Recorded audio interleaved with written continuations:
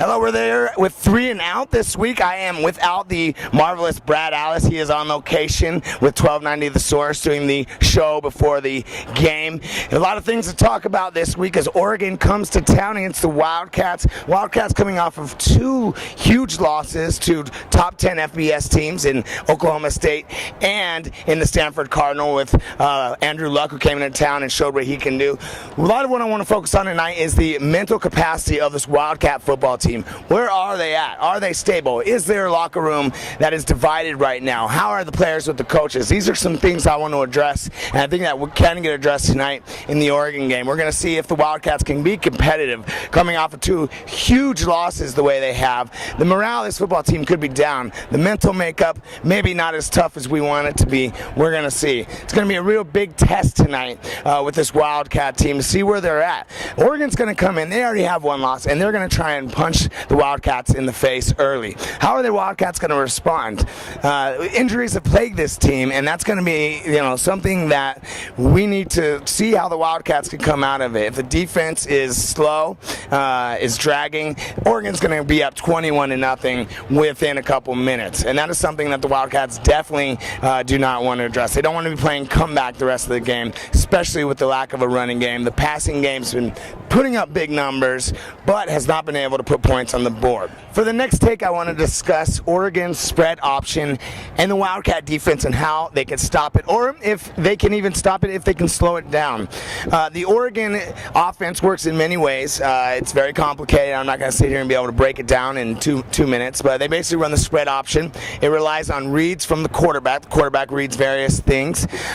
Basically what the Wildcats want to do to slow down is, A, keep the ball out of LaMichael James's hands. You got a potential Heisman candidate in LaMichael James. It's 2 weeks in a row, actually possibly 3 weeks in a row if you include Justin Blackman, that the Wildcats defense is going to face a potential Heisman candidate.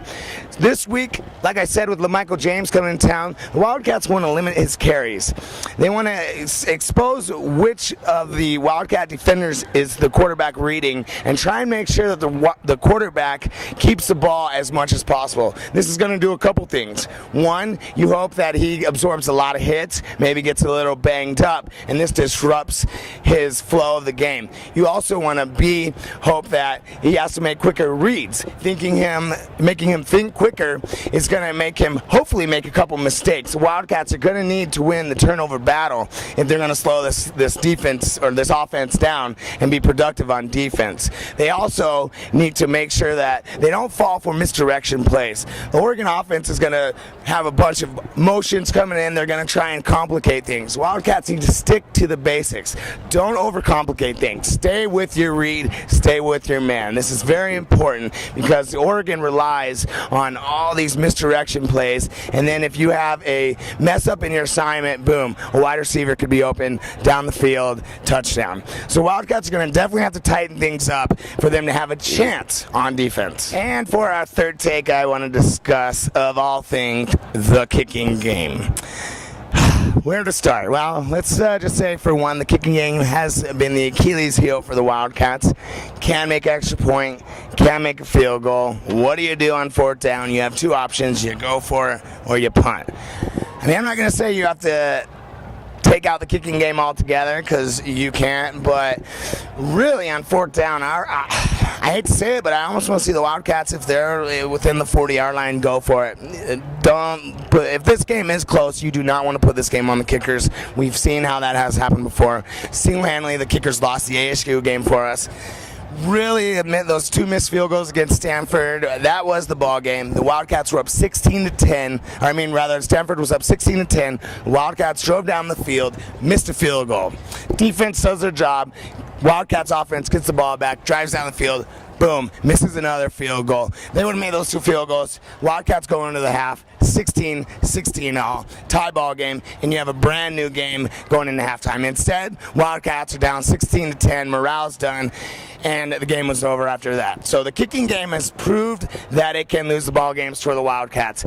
Stoops has to manage a game that it does not hurt the Wildcats this game, and I hate to say it, but I would almost take out the field goal game altogether, go for it on 4th down. Well, that's been this week's 3 and Out. For the Wildcat Sports Report, I'm Kenyon Allis. Again, Brad Allis on location tonight. Couldn't be here. Hopefully the Wildcats can come out with a strong game against Oregon tonight. If not, we'll be back for the next game. For the Wildcat Sports Report, I'm Kenyon Allis.